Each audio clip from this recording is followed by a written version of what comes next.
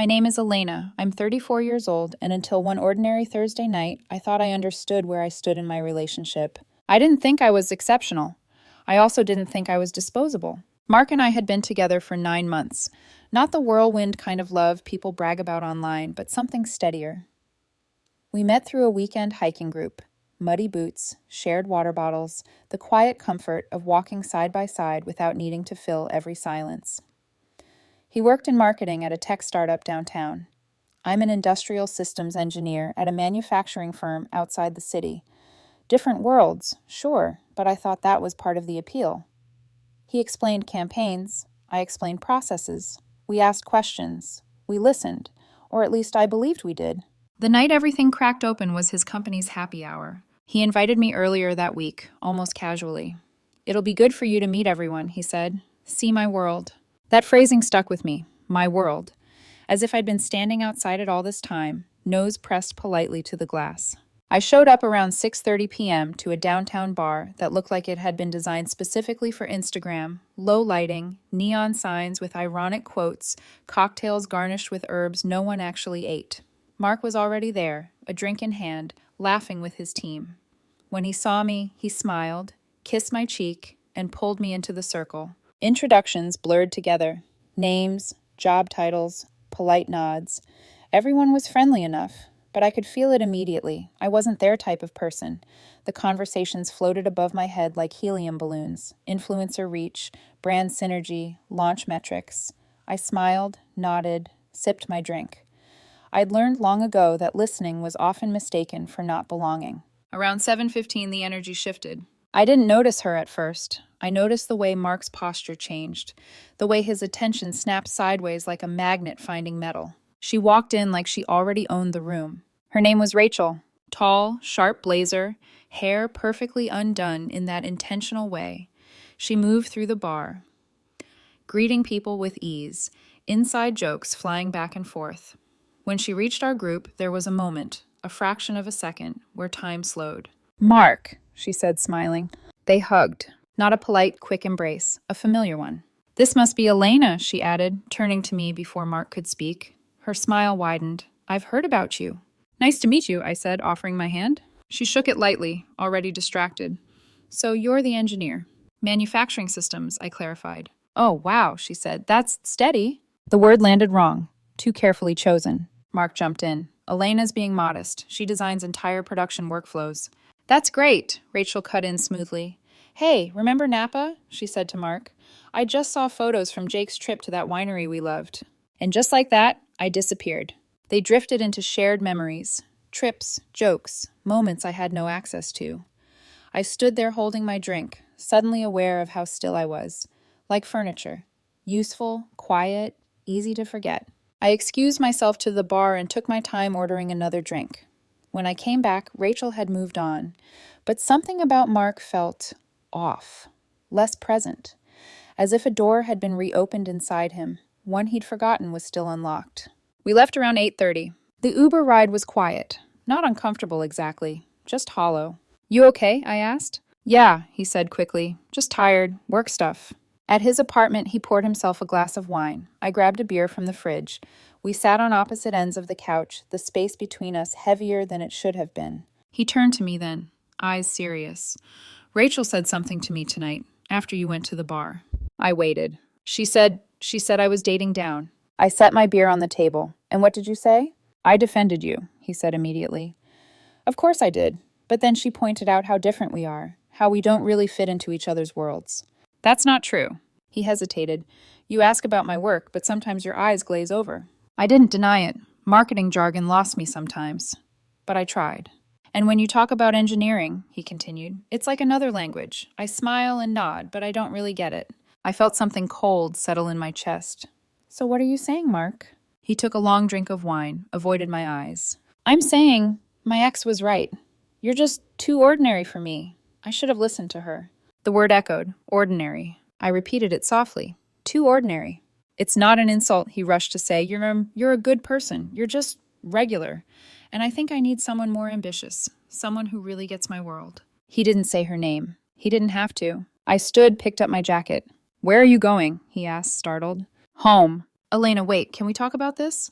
You just told me I'm not enough for you based on your ex's opinion, I said calmly. What's left to discuss? I didn't mean it like that. Yes, I said, you did. I walked out. He called after me, texted, called again. I didn't turn around. That night I didn't cry. I didn't scream. I didn't send paragraphs demanding explanations. I did something quieter. I removed him from my routine. And at the time, that felt like the end of it. I didn't yet understand it was only the beginning. I didn't announce the breakup. There was no long message explaining my feelings, no late-night call demanding closure. By morning, Mark was simply gone. From my phone, from my calendar, from the small rituals that had quietly wrapped themselves around my days. I blocked his number, removed him from social media, archived the photos without deleting them, proof that something had existed once without letting it haunt me. People mistake silence for weakness. They think if you're not fighting, you're folding. They're wrong. Friday morning, my friend Lena texted me. Lunch, same place. We met at our usual cafe near my office. She studied my face as soon as I sat down. You look calm, she said carefully, which worries me. Mark and I broke up, I said. Her eyebrows shot up. When? Last night. What happened? I stirred my coffee, watching the milk swirl. He told me I was too ordinary for him. Lena's mouth fell open. He said that? He said his ex was right. She leaned back, anger flashing across her face. I don't even have words. I do, I said quietly. I just don't need to say them out loud. She watched me for a moment.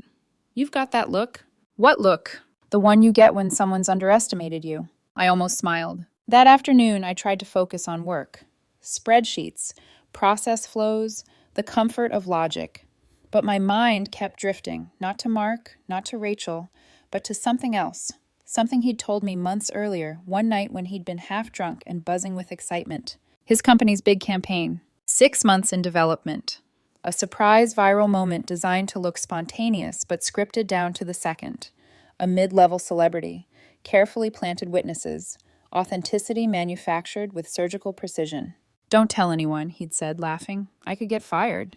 I'd promised. At the time we were together, trust still existed. That evening, I opened my laptop and did something I hadn't planned to do.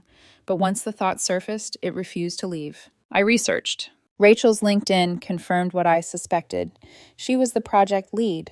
Her name was tied to every press mention, every internal shout-out. Her career was riding on this campaign landing perfectly. I stared at the screen for a long time. I wasn't angry. That was the strange part. I felt clear. As if a fog had lifted, revealing the shape of things as they really were.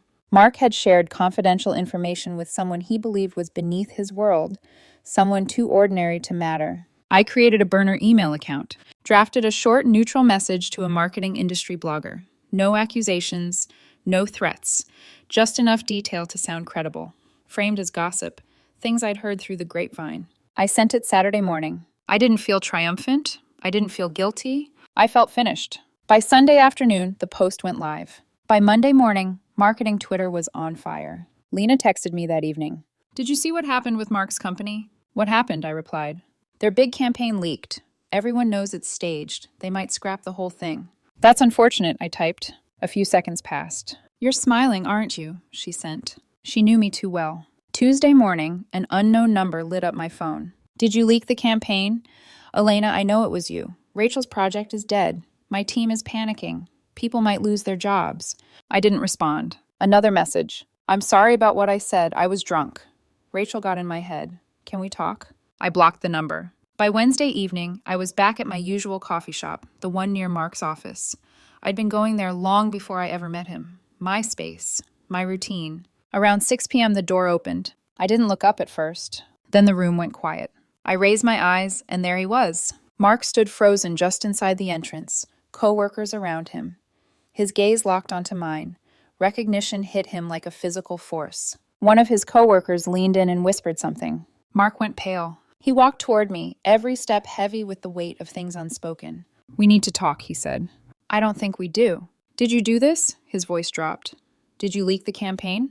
I don't know what you're talking about. Don't lie to me, he snapped. Rachel's probably getting fired. My team is in crisis. And if it was me, I asked calmly, would you tell me I'm ordinary again? His jaw tightened. You spent months telling me about your work, I continued. I listened because I cared.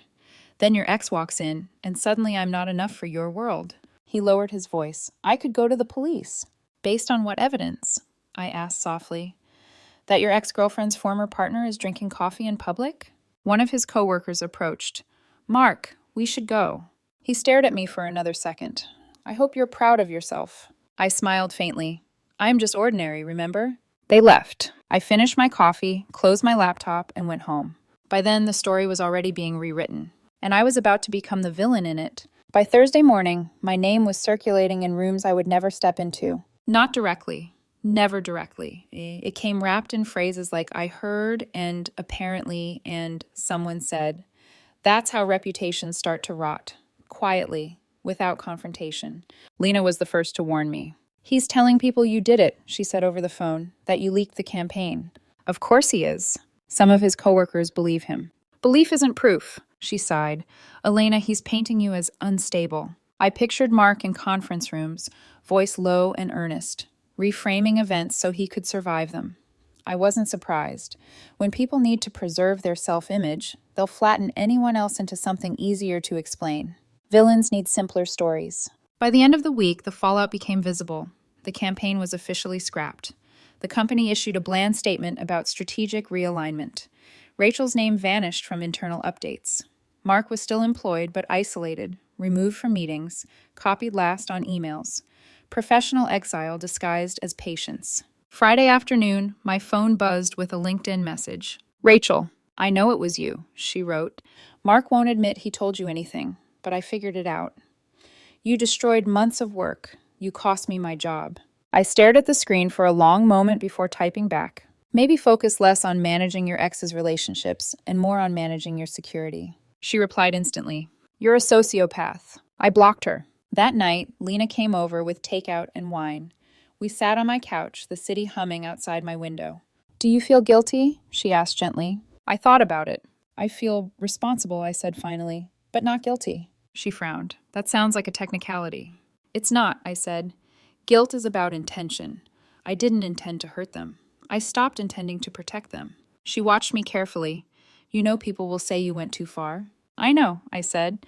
They always say that when a woman doesn't absorb the damage quietly. Over the next few days, the narrative hardened. I was obsessive, vindictive, unable to move on. A woman scorned with access to Wi-Fi. No one mentioned the insult that started it. No one talked about the way Mark had let his ex dismantle our relationship over cocktails. Context is inconvenient when you're trying to assign blame. Mark tried once more to reach out, from a new email address this time. This has gone far enough, he wrote. I never meant to hurt you. Rachel manipulated me. We can fix this. I deleted the message without replying. Fix what? You can't repair something that was never broken, only revealed. 2 weeks after the leak, the dust began to settle. Rachel's departure was framed as a mutual decision. Mark stayed on, but his trajectory had flattened. No promotions, no leadership opportunities, just work. Ordinary work. I ran into a mutual acquaintance at the grocery store that weekend. She hesitated before speaking, clearly unsure which version of me she was supposed to be addressing. Are you okay? She asked. I'm fine. She nodded, then lowered her voice. You know they think you're ruthless. I smiled. They thought I was ordinary too. That night, alone in my apartment, I reflected on how quickly people rewrite history when power shifts, how silence becomes suspicion, how dignity is mistaken for calculation. I didn't defend myself online. I didn't correct the rumors. Truth doesn't need an audience, it needs time. 3 weeks later, Lena asked if I wanted to go on a double date. Nothing serious, she promised. Just a reminder that not everyone measures worth by job titles and proximity to clout. The man was kind, curious. He asked about my work and actually listened to the answer. When he walked me home, he said, You know, you're intimidating in a good way. I laughed. I've been called worse. As I watched him leave, I realized something surprising. I wasn't angry anymore. I was done. And being done, I discovered, was far more dangerous than being emotional.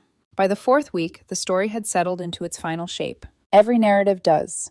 It hardens like cooling metal, locking everyone into the roles that make the least work for the people telling it. In theirs, I was the villain. Mark was the confused man who'd made a mistake. Rachel was the ambitious woman taken down by jealousy. And the leak, well, that was just the unfortunate act of a scorned ex who couldn't let go. No one mentioned hierarchy. No one mentioned humiliation. No one mentioned that I'd been measured, weighed, and dismissed in a single sentence. Too ordinary. Lena forwarded me a screenshot one afternoon. A group chat I wasn't in. Someone I barely knew had typed.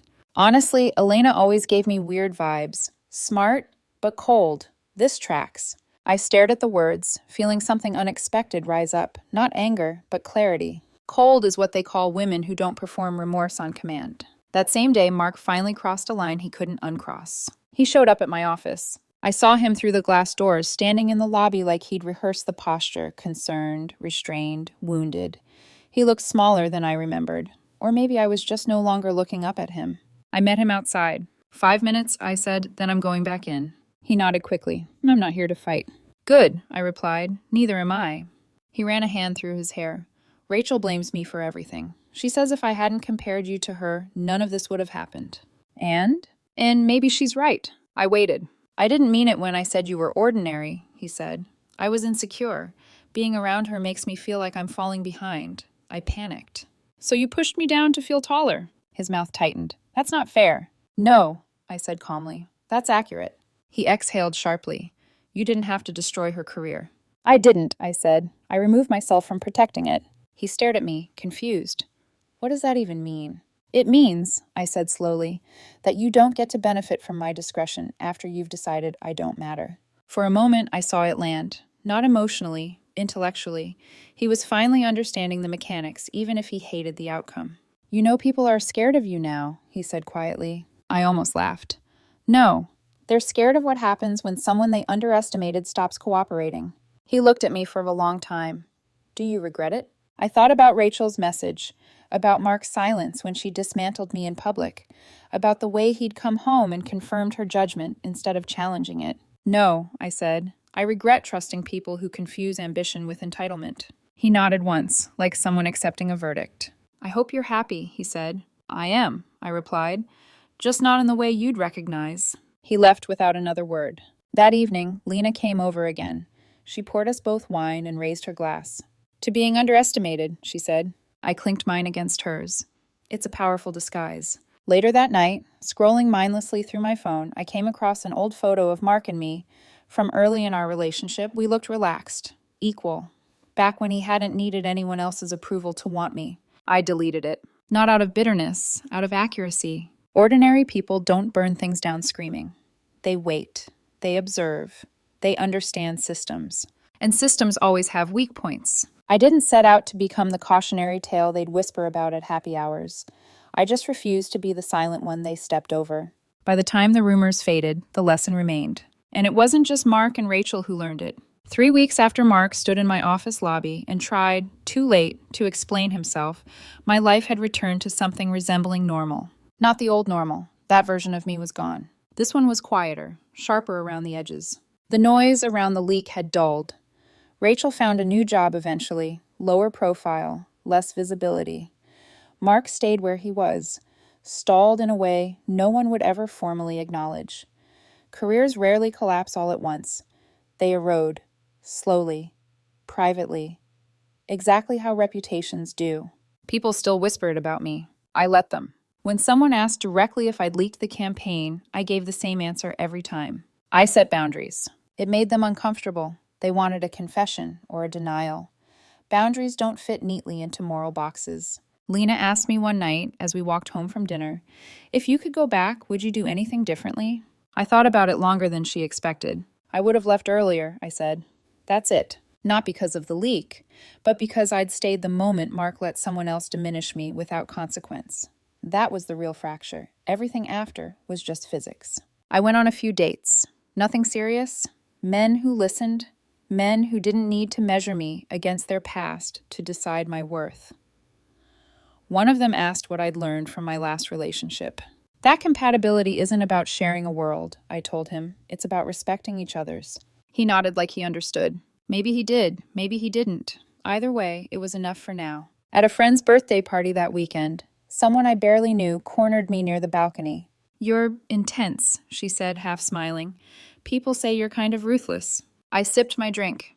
People also said I was ordinary. She blinked, unsure how to respond. Later that night, alone, I thought about the word that had started everything. Ordinary. How casually it had been used. How confidently. as if it were a verdict instead of a projection. Mark hadn't meant to insult me. He'd meant to rank me, to decide where I belonged relative to him, to Rachel, to the world he wanted access to. He chose hierarchy over substance, and when that choice had consequences, he blamed me for not absorbing the impact quietly. I'm not a sociopath, I'm not vindictive, I didn't ruin anyone out of spite. I stopped protecting people who decided I wasn't worth protecting. There's a difference. People keep asking, through Lena, through mutual friends, through that cautious curiosity adults use when they want absolution without responsibility, whether the leak was proportional. Here's my answer. Mark didn't just insult me. He let his ex undermine our entire relationship, then came home and confirmed her judgment. He told me I wasn't good enough for his world while trusting me with sensitive information about that world. He created the vulnerability. I just refused to pretend it wasn't there. If that makes me the villain in his story, I'm fine with that. Every story needs one, especially when the alternative is being the woman who took it quietly, smiled politely, and disappeared without consequence. Mark wanted me to be forgettable, ordinary, beneath notice. I showed him that ordinary people still remember, still listen, still have access, still matter. And they don't need to shout to be heard. Sometimes all they do is stop protecting you. That's usually enough.